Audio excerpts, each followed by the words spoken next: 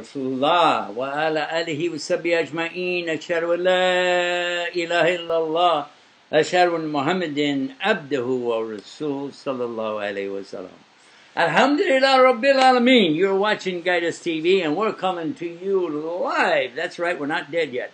We're coming to you live all the way from right here in New York. By the way, guys, can anybody tell me why it's called New York and what happened to Old York? I mean, we should know things like that. This is a place for intelligence and conversation and learning and talk about it. That's right, we're going to talk about it. But we're not going to talk about New York that much, at least not the name. But we are going to talk about one of the residents here. Did I say resident or president? Here in New York? Huh? Anyway, that's what we're going to be talking about. One of the things we're going to do. Also, along the way, we want to talk about what's Islam, or what does Islam say about what's going on, and what are the Muslims saying about what's going on, and what are the people saying about what Muslims are saying about what's going on, and then what Muslims are saying about what the people are saying, what the Muslims are going to do. In other words, we're going to talk about it right here on Guidus TV. In addition to that, we're also going to open up, are you ready for this? The phone line. That's right. We're going to make it so that you can call in and you can talk about it. All of that and more coming up right here. Where? Right here on Guidus TV. Stay right there and get guided.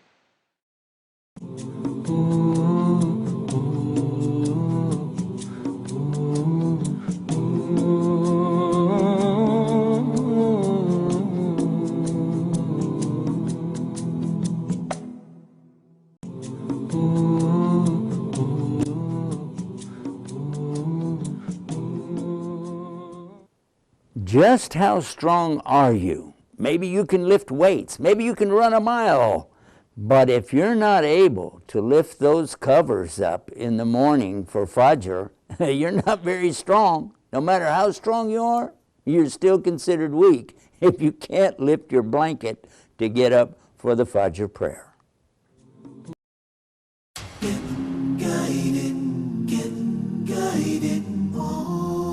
Guidus TV. Welcome Sheikh Yusuf Asnas and the newly converted Muslims. MashaAllah. Newly converted Muslims. MashaAllah, MashaAllah. Oh, I love this. And you can watch it anytime if you just get the apps. The free apps for iPhones, iPads. Also the smartphones. Allahu Akbar. Allahu Akbar. The smartphones and the Android phones, you'll be able to do it real easy, and it is free, and you can watch it anytime. Wa alaikum salam. We're about ready to give some more shahadas, and you can join us. You can also help donate. Donate online at guideus.tv. Yeah, guideus.tv/donate. Allahu Akbar. And you can be helping these people get to Islam too. Allahu Akbar. Allah gives the hidayah. He guides the people with Guidus TV. Get guided.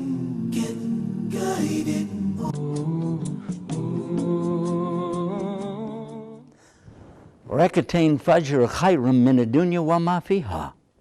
The 2 rak'ah of the Sunnah of Fajr are better for us than the world and everything it contains. A saying of Muhammad, peace be upon him, recorded in Sahih Muslim.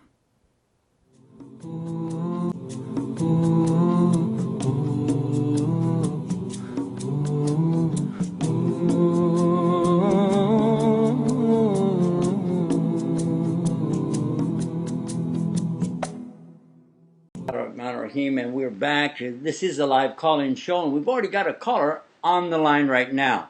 Sister Kimberly is with us. Assalamu alaikum, sister. How are you? Alhamdulillah. How are you tonight? Alhamdulillah Rabbil Alameen. I forgot where the speaker is on this phone. Say something again. Let me figure it out. Hello, sister. Are you there? Hello? Yes, I'm there. Yep, I couldn't hear you. There it is. There it is. There we go. There we go. I can put that up there. All right. Now maybe you guys will be able to hear it okay. All right? Assalamu alaikum, sister. Wa alaikum assalam. MashaAllah.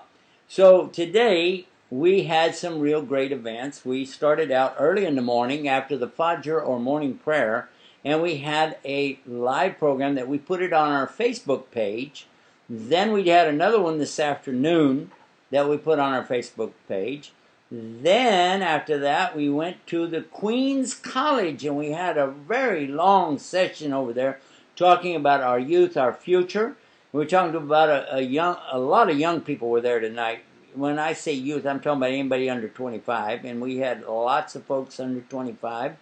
We had some a little older than that, and along the way, we met Christy. She came up on the stage with us and helped us understand some stuff. She was very smart.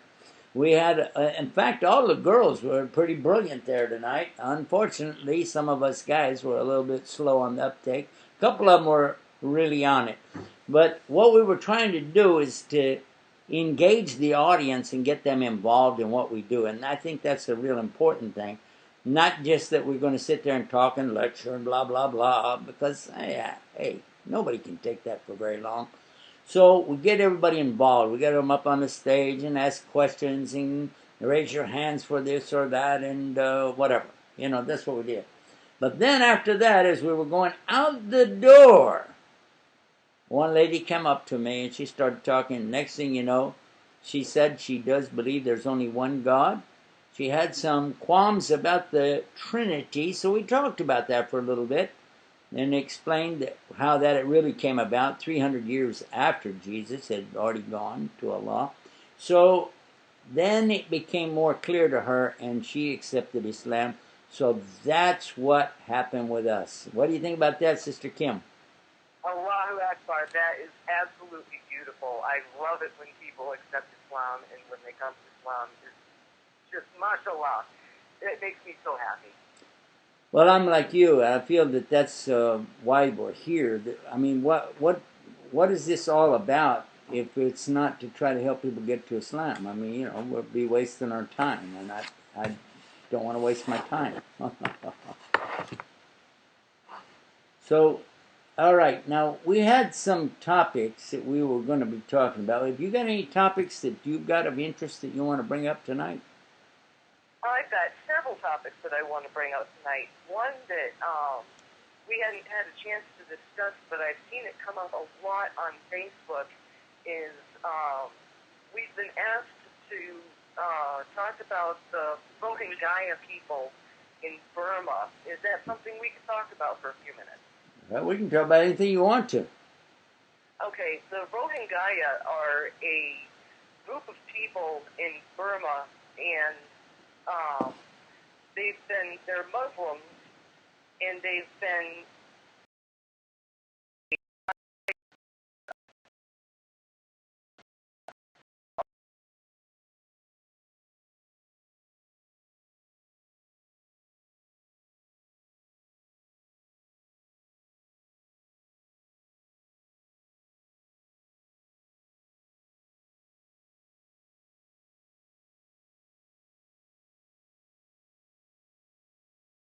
ostracized by the government over there, and they're currently being attacked by the Burmese army. The Burmese army is claiming that, now, they've been under attack for years, but they claim that on October 9th, some Islamic militants attacked 3 security outposts. But since then, they've been raising buildings. They've raised over 1,200 buildings that are owned by Muslims. 30,000 people have fled for their lives. There's been more than 150,000 people that are reliant on aid that have been left without food and medical care. And it's a very tough situation over there for our Muslim brothers and sisters. I wasn't aware of the details. I've known for some time about the plight of the folks over there in Burma. I've understood it to be that there's problems on both sides, but I didn't know to the extent of which side might be right or which one is more wrong than the other. I haven't really known, how to take a position. It's very difficult. Yeah, it's very difficult to tell because beginning at the end of October, the Burmese government has started shutting down the journalists, and they've been firing journalists who have been reporting on this. And so it's been very difficult to get accurate information out of there. In November, the United Nations sent a couple of ambassadors to see the Rohingya, and everybody that they talked to were very fearful. The authorities detained at least 2 Rohingya men while they were speaking with members of the delegation, and reports were surfacing that some people who had spoken with the delegation were later detained and beaten. So, you know, trying to get information out of Burma right now is next to impossible, at least to get information that is at all accurate. I see what you're saying. Have you looked into, this is another subject, but it's related, have you looked into some of the things that are going on in China right now? I have not. What's happening in China? Yeah, I hope you'll do a little bit of research on that, and then when we're back on the air in 2 nights, tomorrow we'll be off the air as far as live is concerned. We're going to have to put up a rerun of something. In addition to that, we will be back the following night, because I'm going to Australia now, inshallah, God willing, and when I get down there, we're going to be doing some programs with them, and hopefully we'll be able to make it all work out. So, and there's a huge time difference too. I think I'll be in the morning their time when it's nighttime over here. But we'll work on that. Yeah, I believe that's how it's going to work. Yeah, and so that'll give you a little time to do some research on, I think it's called the Rohingya or something like that. I'm sure I'm mispronouncing it. The Chinese Muslims over there and some of the plight that they've been suffering. Along the way, we might also look and see what some of the Muslims and Hindus are suffering in India. We had a talk about that tonight in our live, no, it wasn't live, I'm sorry, it was a private, more or less, kind of a thing we did at Queens College. We only had maybe 500 people or 400, something like that. It wasn't a huge crowd, but they all expressed a big interest in knowing more about Guidance TV, the Islam Newsroom, the Search for Islam. All of these are apps that they wanted to download on their phones.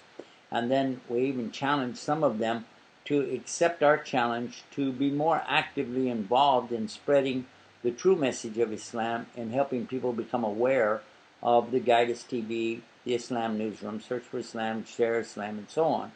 And we found that there were a number of the sisters there who were telling us that they were going to be involved. So when you see these names popping up on our volunteers list, one of them her name is Sister Hella, and she's from Palestine. Another sister was named Sahara, like the desert.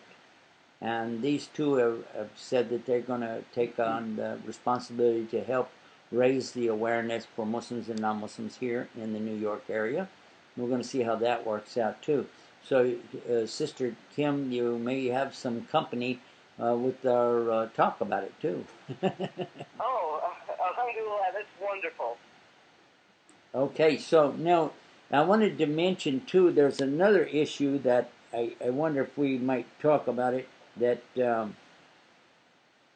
I feel very strong about the situation that a lot of our youth are facing today with being bullied. And I mean, not just Muslim kids, a lot of kids are being bullied at the school about different things, but in particular, the bullying that's going on with the Muslim youth. Well, just because they're Muslim, their name is Muhammad, or their name is Omar, or the girl's name is Yasmin, and she has a hijab on, and what are some of the things related to that? Have you heard about this? I have heard about it, and I've heard about how it's been escalating since Trump became president-elect. You know, a lot of these kids are being told, and I've actually heard in some cases that they're being told by teachers. Now, thankfully, the teachers are being reprimanded and in many cases fired for this, but they're being told that they're going to be deported. They're being told that they don't belong here anymore. They're being told that their parents are going to be kicked out of the country. You know, lots of bullying is going on right now. I want to offset what you just said in a way that we are hearing about those things, but we're not hearing about the good teachers, the good parents that are also teachers that are telling the children it's okay, we're with you, we support you. because there are good Christians who are standing shoulder to shoulder right beside the Muslims all over the United States, and I want to emphasize that. I don't want us to give up or become, you know, what's the word that I'm looking for whenever you give up? Pessimistic. I don't want us to be pessimistic about this. I know that there are some cases out there, and I want us to address those. I want us to talk about it. I want us to bring the attention to the right people. At the same time, though, I don't want us to get in the position where we're making it look like it's hopeless and there's no way and that it's everybody against us, because that's just not really the case, is it? Oh, it definitely is not. And there's also been some absolutely beautiful stories coming out, especially, you know, from the children that are standing up for their minority and their Muslim brothers and sisters. You know, I read one absolutely gorgeous story about a girl that I believe was Christian. She definitely was not a Muslim. Okay. Who went to her local mosque and wrote in chalk on the sidewalk outside that Muslims are loved, you know, we love Muslims, you know, we're all one people, and it was absolutely, she drew hearts all over the sidewalk and everything like that. It was absolutely beautiful. That really chokes me up to hear that, because when I see the children responding better than the parents, I want to say to the parents, take a look, your children are teaching you. And that's beautiful. That's really beautiful. We learn a lot from our children if we just open up our eyes and our ears. And we learn a lot from our kids, you know. That beautiful innocence of the children is really something special, you know what I'm saying? No, definitely. You have any more good stories like that? I like that. I think that that's something that's really needed, and because the news has a tendency to play up the idea that everything is hopeless unless you watch us here on the news. Tune in tomorrow for more of the same rhetoric and putting people down and insulting our intelligence and so on. And by the way, and sell you some commercial stuff along the way. And I don't have a problem with people trying to make money, don't get me wrong, but at the expense of tearing down our country, I have to say, okay, hold on, guys, let's don't go that far. So I think it's important for us to give a good balance. Whenever we say one thing that leans one way, then we need to look and see the other side of it, because a Muslim is always supposed to be well balanced. Does that make sense? Oh, it definitely makes sense. Another one that I heard of, and it's happening more on the college level, although I've read of some reports of it happening in high schools as well, is that when women are hearing of Muslim sisters being harassed for wearing the hijab, that entire classrooms of girls have come in wearing the hijab in support of their Muslim sisters. You know, non-Muslims wearing the hijab so that their sisters will feel comfortable and feel supported. I think that's a great thing. I'm going to ask our engineer. We're doing this remote, so the engineer is hearing everything just like you guys are. I'm asking him to put our phone number up on the screen so that folks will be able to call and give us a call. I better check and find out. Did we, say, did you talk to him and tell him to forward it to this phone? Can you do that right now? Okay. We're going to have to do a forward right now because obviously I'm not in our studios. I'm not in Dallas. I'm not in San Antonio or Fort Worth or Houston or Los Angeles. I'm not in any of those places right now, and we don't have in New York, of all places, we do not have any representation here that's solid. That's strange. We've had our broadcasting on the antenna right here, channel 42.4. It's a free-to-air channel. Costs a fortune to keep that thing going. So if we're not going to see you guys using this and supporting it, I have to give you notice that come January 1st, we're going to start cutting back. I don't want to do that. I don't have a choice. If we don't see the support come, we got to pull the channels. I'm sorry. Okay. Now, how can they support you?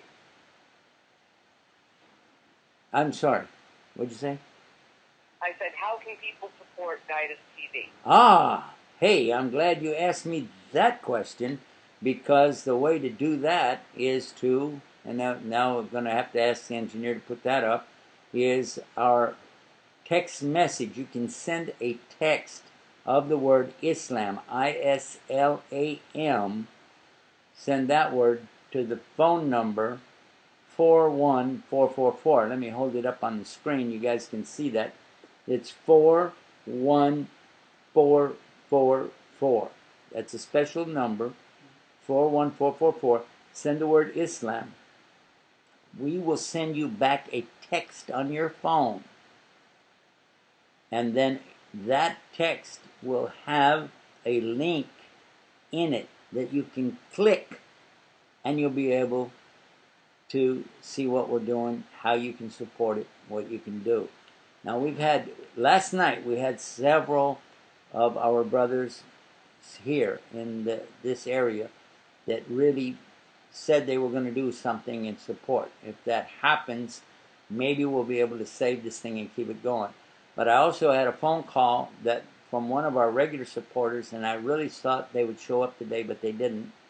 So maybe they had some problem. I make it off with them. But without our regular supporters who keep it up consistently and keep their support coming in, it just won't happen. We can't operate off of a big flash in the pan and then everything just goes downhill after that. It doesn't work that way. Regular, consistent support, and that's where you get the most reward with Allah anyway. So I want to encourage all of us to really do that. Use your common sense here and realize that, guys, this is what we have to do. We have to have a regular support. So again, it's 41444, 41444. Send the word Islam, ISLAM, and that should do it. Are we set up now with the phone? We're good to go? Okay, I'm being told we're good to go. Can we put the phone number up there again on the screen? The phone number to call. You can talk to us live. You'll be able to talk to us right now and join in the conversation if you just call 1-800. That's 1-800-435-1666. 1-800-435-1666. Call us right now, won't you do that? And then you'll be able to join the conversation and talk about it. And that's, after all, what we Americans love to do. We love to talk. So this is your chance. Call in and talk about it. Inshallah. Sister, while we're waiting for that, what other things have we got that we've been kind of thrashing around we need to bring out? Well, the big one that came out today was that a lot of groups are now urging Hillary Clinton to call for an election vote recount in the battleground states because there's concerns that the electronic voting machines were hacked. And these are the states of Michigan, Pennsylvania, and Wisconsin, where she just lost by a few thousand votes, really.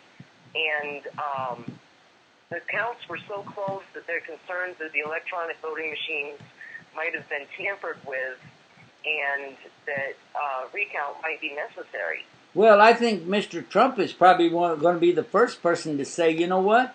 Let's do that, because he's always said it's rigged, so he should go along with that right away and say, yeah, let's do that. Yeah, he definitely should. Yeah, I know he wants to be honest and forthright, so he'd be the first one to say, yes, we don't want rigged voting. Or do we? It'll be very interesting to see what his response to it is if she decides to go for the recount. He'll say, well, maybe. I'm just talking about what I've seen him say in the past, so maybe he'll be different. Maybe he won't call her a nasty lady. Maybe. Maybe. See, that was a positive statement, wasn't it? Sort of, kind of.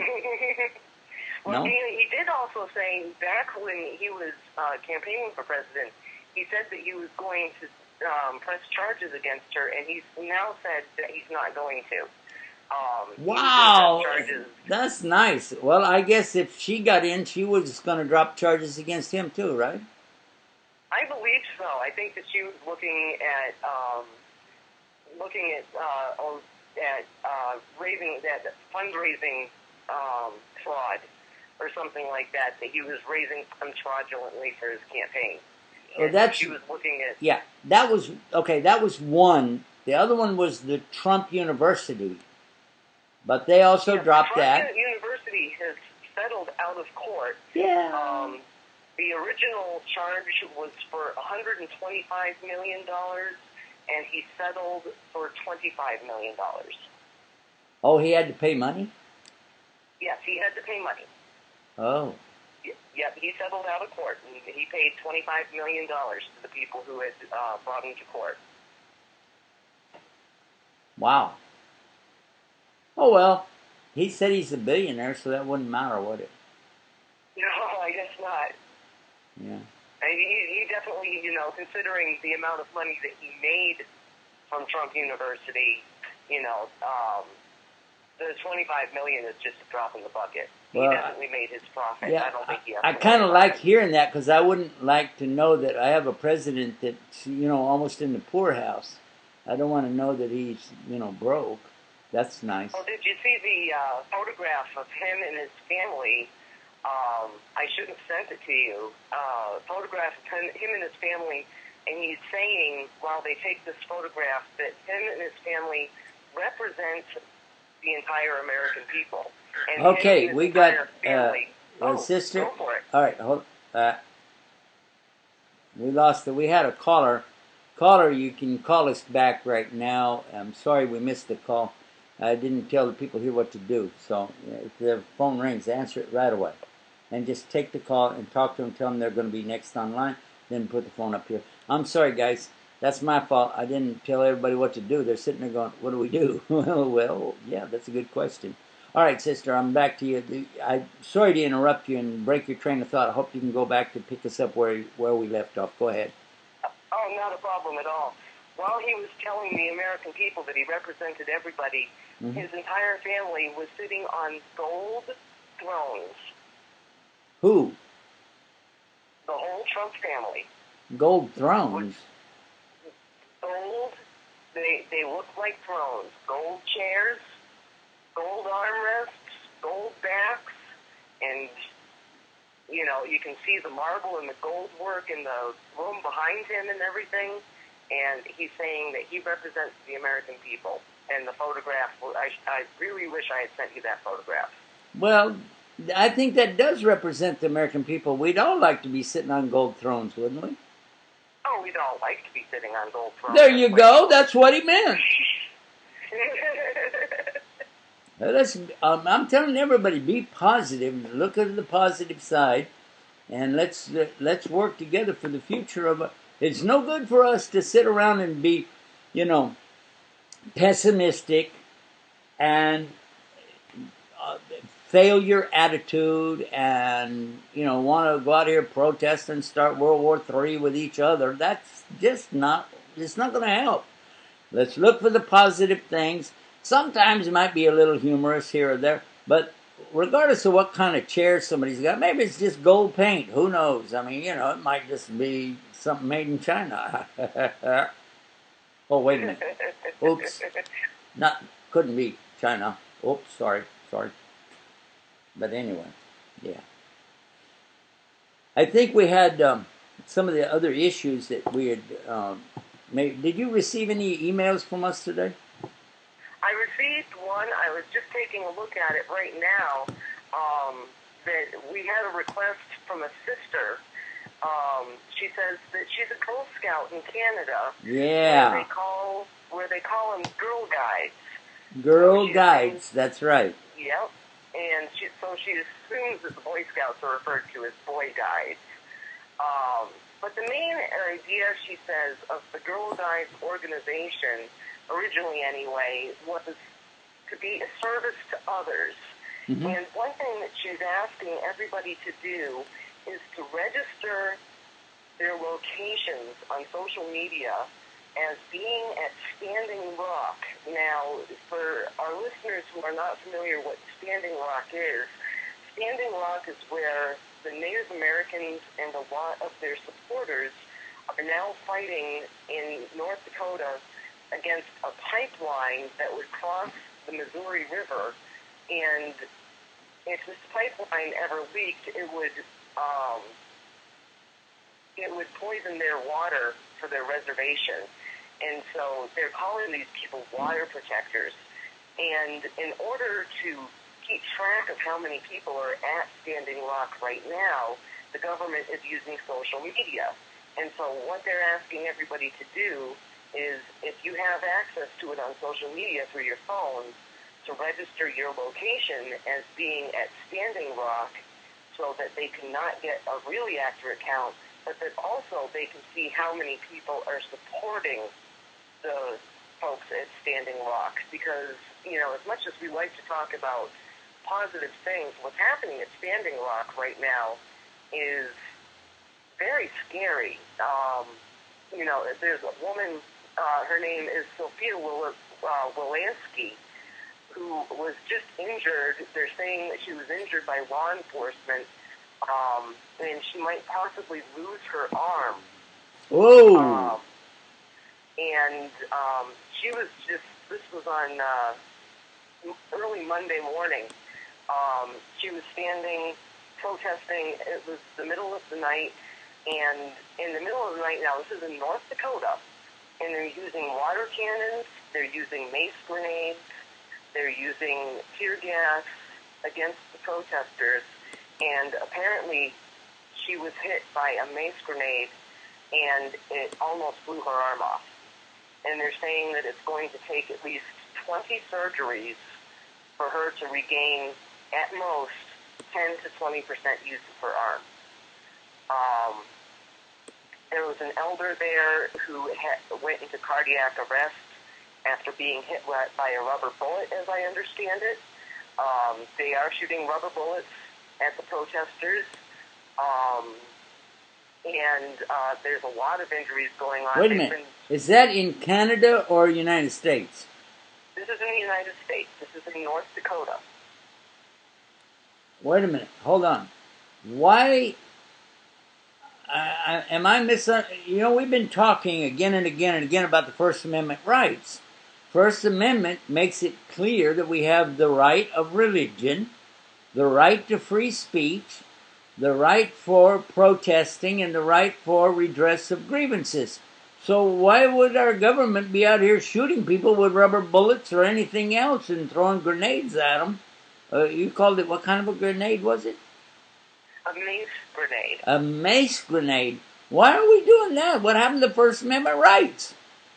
And the thing that is even more confusing about it, if you think about it, is this pipeline that is going through this reservation. And the reason that they're fighting is not only because of the water concerns, but also because the pipeline goes right through their graveyards. Wait a minute, though. A reservation means it is the territory of that particular tribe. Isn't that, did I miss something here? No, it is the territory of the tribe. That is correct. It's the territory of the Sioux Nation. And it's outside the realm of the laws of the United States, because that's how they introduced the gambling on those reservations to start with. That is correct. And this pipeline is a private enterprise, and they are using U.S. government people. They're using the state police from Wyoming are out there, the state police from North Dakota. They've sent in the military, and they're fighting these protesters for a private pipeline going through the reservation. Well, the good news is that Mr. Trump is coming in, and he did promise he's going to stop all those big business guys, and he's going to support the little guys, and he'll be out there, I'm sure, right there on the front line telling them, hey, you guys can't do that. That's private big business going through sacred ground, and he's for the people. I'm seeing that's going to be real positive, right? I hope that, inshallah, that's exactly what he does. a lot of people are calling on Obama to put an end to it before the end of his term. Okay, we got a caller. Let's take our caller right now. Okay, caller, you're on the air. Go ahead. Assalamualaikum. Walaikum salam. Sheikh, how are you? I wanted to know, with the way things are going right now, what precautions should Muslim women take? Okay, by precautions, what are you talking about? Like with recent events, with Trump becoming the president and the way the racism is going, Muslim women's hijab being pulled off and, like racial slurs being, told and like that. What I mean is, what kind of precautions should we take? Okay, first of all, I think that one of the things that we want to know is not just Muslim women, but women in general. I think I would recommend, from what I've seen in some of the videos prior to him being elected and some of his own comments, that you'd be safer if you were at least 2 arm lengths away from him at all times. I'm just saying, based on what he said. That might be a good idea. Another thing that I would really recommend for our sisters is to increase their ibadah, increase your worship with God, Allah, so that you're under His protection. And He tells us in the Quran that the women who are, and I'm going to tell you where it is, a reference for it, okay? Chapter 33, verse 59, if you want to go to it right now. And it tells you right there in Surah Al-Hasab that the true believing women are supposed to cover themselves when they go out into public, and when they do, they're recognized as Muslim women, and as such, Allah, He's going to, inshallah, protect them, okay? Okay. All right, let's take another caller. We've got another caller on the line, mashallah. Now we're getting busy here.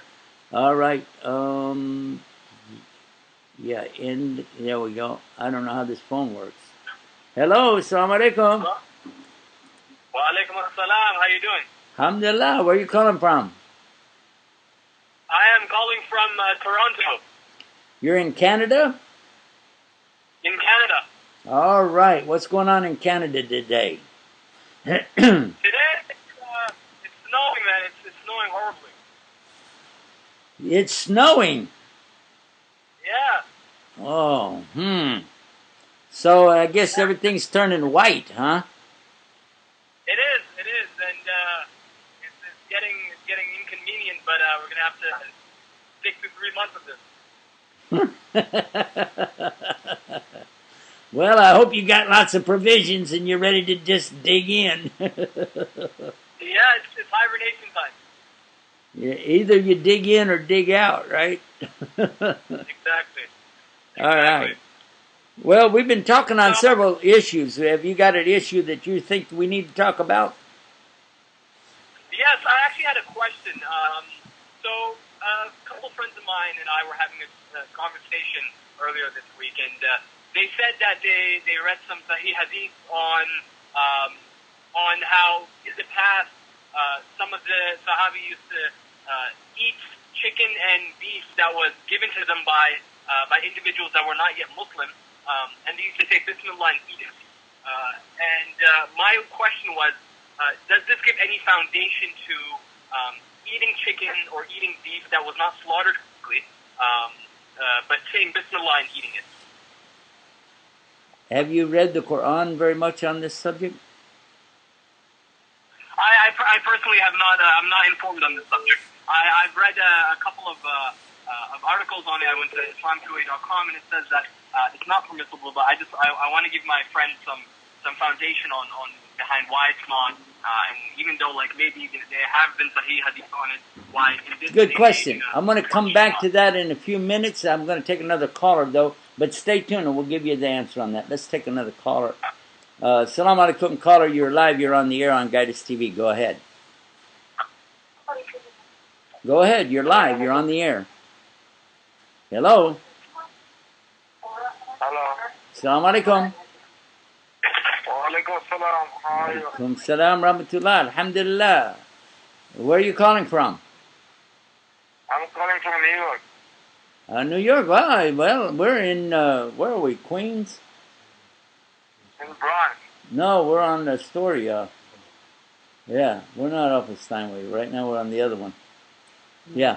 Oh, anyway, yeah, that's where we are. I have a question. Is democracy is haram in Islam? Is what? Democracy is haram in Islam? Democracy. Yeah. Yeah, democracy. Well, you know what? One of our favorite sheikhs has written a book. He's in the process of writing it right now.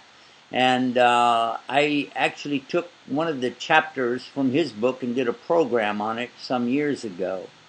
And what I have to tell you is I learned a lot about democracy from his book.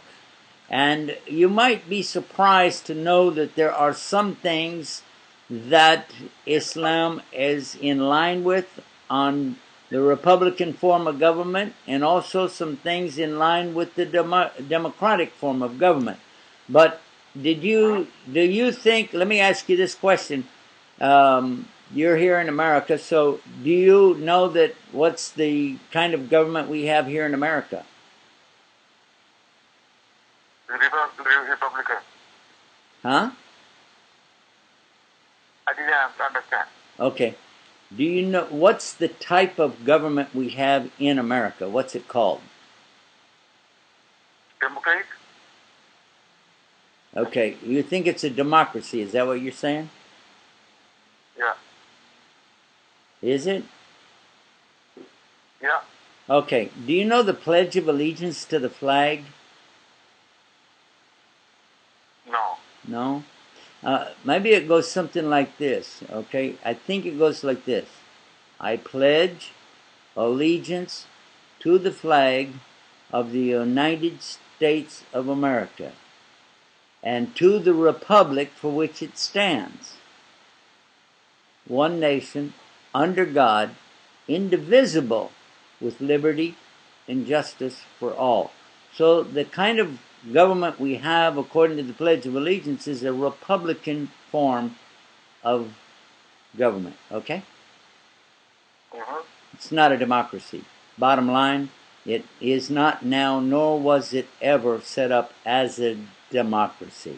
That is a fallacy that is promoted by a lot of politicians, especially in the last few decades, to make people think that it is like, and this is where we've got a problem right now today. A lot of Americans are not understanding that in the voting process, we are not a democratic government. We are a republican form, and that's why we have people representing us with electoral votes, because it is a republican form of government, and it's perfectly within the Constitution, and there's nothing wrong with that.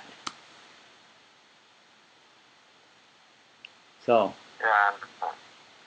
just so you know. But as far as what does Islam say? Islam tells us, number one, and above all things, that it is God Almighty who is the creator and sustainer of the universe. To Him is all worship. And then after that, how we govern ourselves, Allah, He's going to ask us about how we personally govern ourselves, and how we govern our families, and how we treat each other. So that weighs in real heavy before we start talking about the way our elected officials run things. So we got to take a break, brother. I'm so happy you called in. We'll get back to some of these other questions when we come back. Stay right where you are, guys. We want you to get guided with Guidance TV, and we want you to talk about it right here. Don't go away. We'll be right back after this. Get guided with Guidance TV.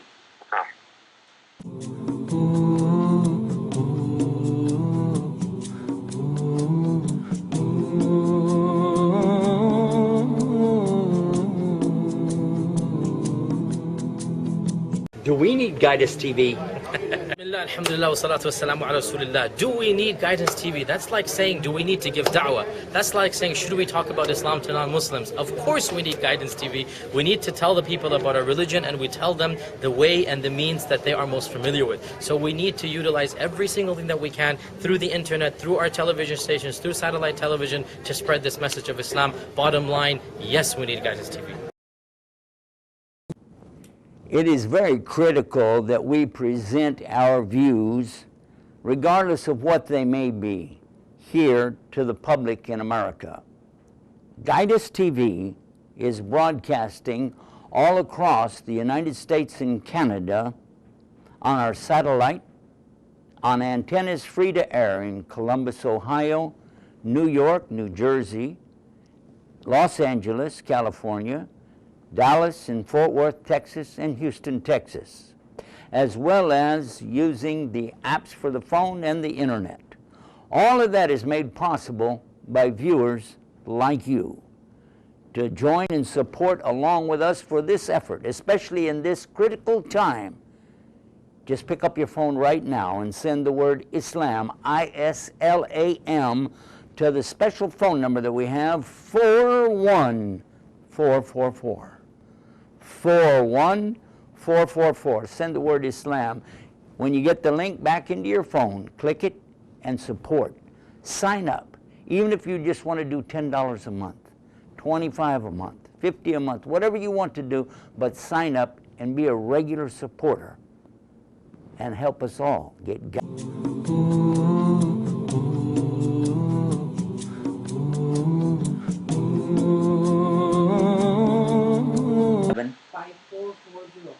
$5440. You got that?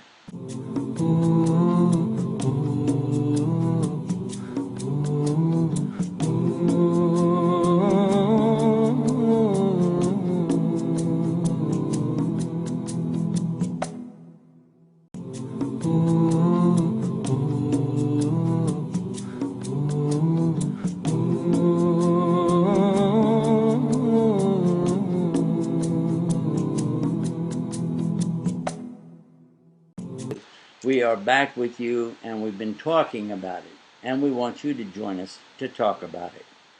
We've actually been working while we were taking our break on setting up the phone so that you guys can get through a little bit easier. I've asked some of the volunteers here to volunteer their phone, okay? If you volunteer everything else, you might as well volunteer your phone as well. And they've agreed, and that's what we're doing. We're putting more effort on the way we're going to answer the phone so that make it easy for you guys, inshallah ta'ala. All right?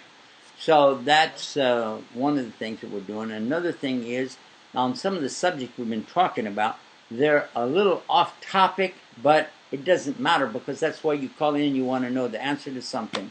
Let me first of all mention about the brother who asked us about the meat of the, he said non-Muslims. When we talk about the meat, what you can do is look right straight into the Quran itself and see for yourself, what does it say? Because we're Muslims, we follow the Quran. The Quran tells us real clear. If you just look at it, take a look at it, it's in chapter 5 telling us what not to eat. And I want you to be very careful about this because Allah, He is, matter of fact, telling you clearly for a reason. Okay? So read chapter 5 of the Quran and verse number 3 is very clear about that. As far as when you get meat that somebody has presented to you, let's suppose I go to a Christian's house or a Jewish home or a Muslim home as far as that goes, and I don't know how they killed that animal, I don't know where they got it from, but they serve it. And this has been mentioned in some hadith, that you have a responsibility to do what?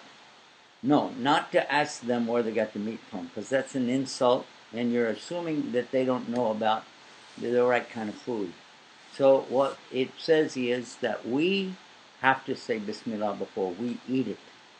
As far as other things, you could talk to whoever your local meat dealer is and ask them to explain to you. I'm talking about Muslims who deal in that all the time. They can give you a very good understanding more about that, I hope. Inshallah ta'ala. All right, and as far as the other questions that we've had tonight, we want to tell you that there are some very good answers in details from scholars, real scholars, simple English language, and you can get it from justaskislam.com. Justaskislam.com. And then type in your keyword. Or you can go to search for Islam and just put you know, for instance, halal meat, and then you'll get the whole story. All right? And again, search for Islam.com.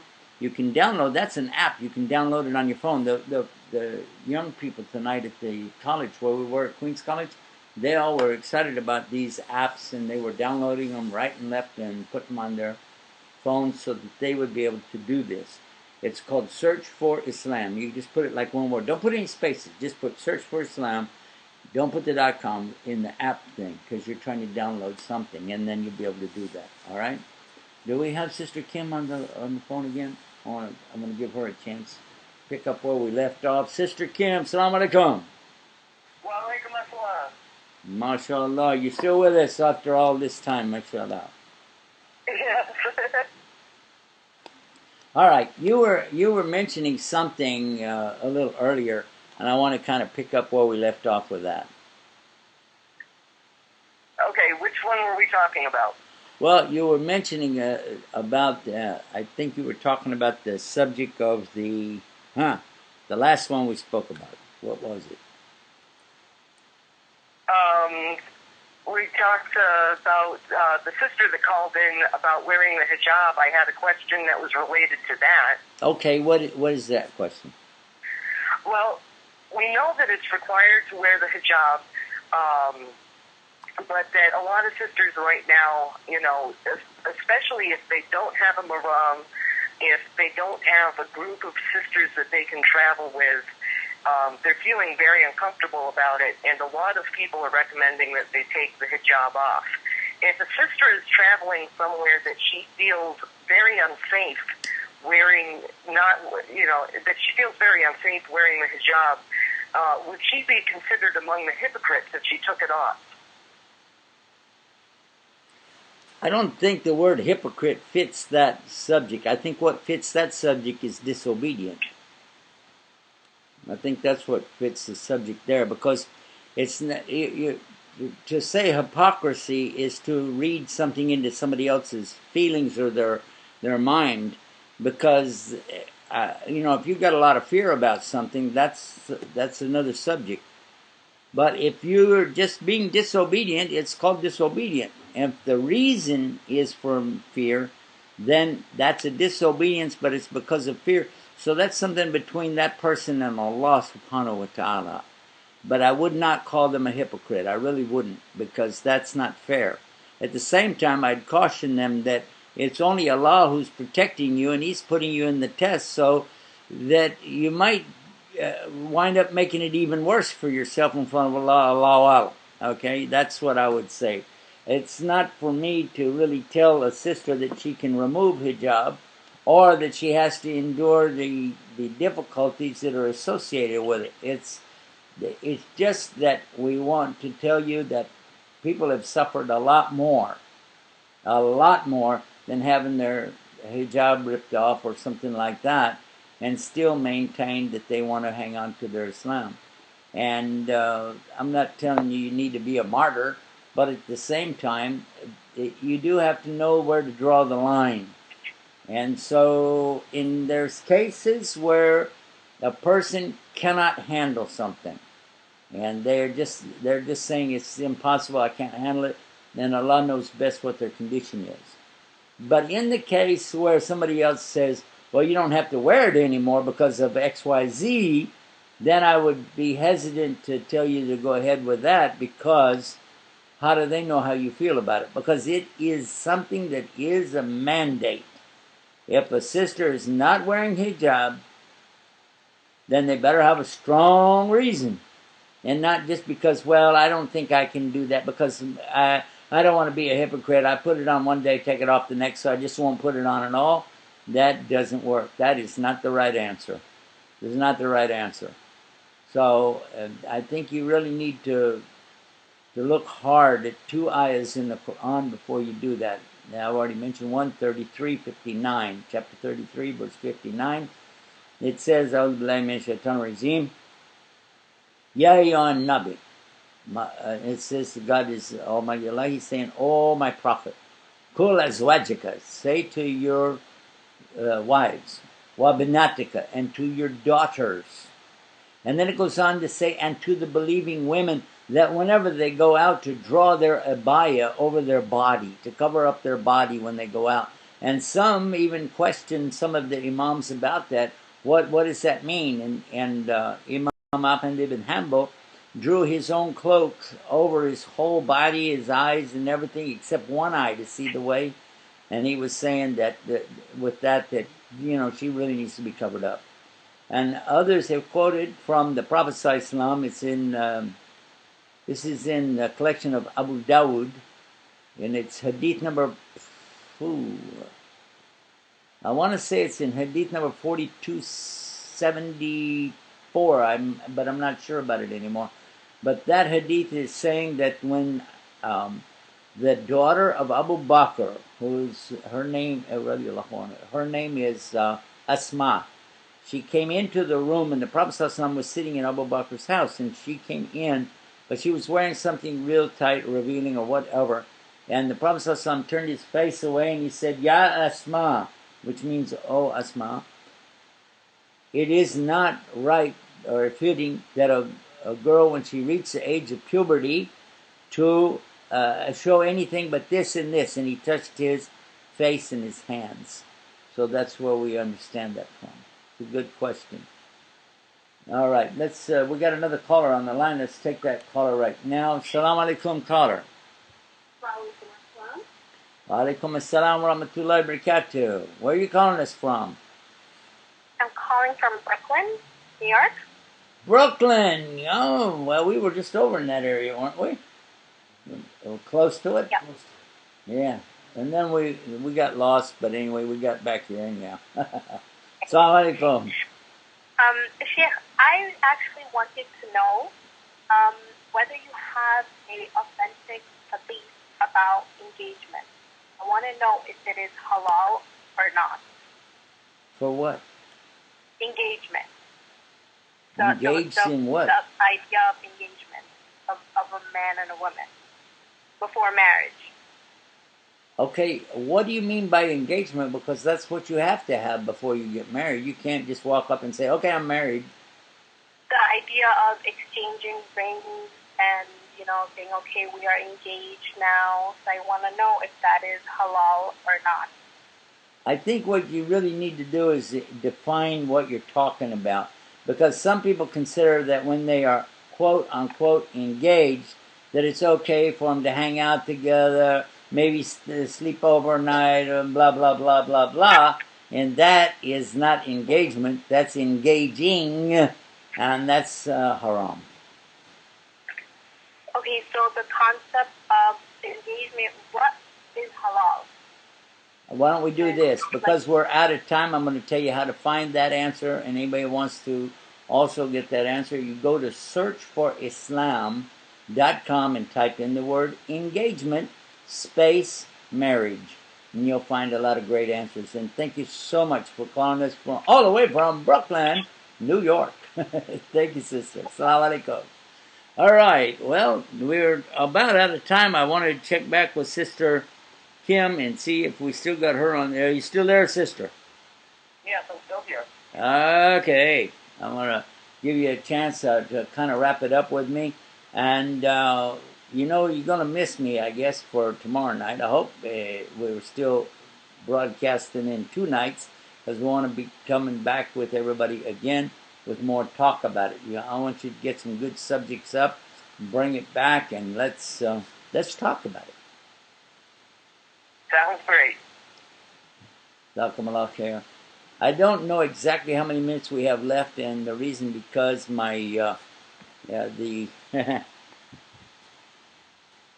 the clock up on the wall is old clock that's up there. Let's see what we got. I think we're already off the air, as a matter of fact. We may be. All right. Jazakumullah khair. Till tomorrow night, get guided with Guidance TV.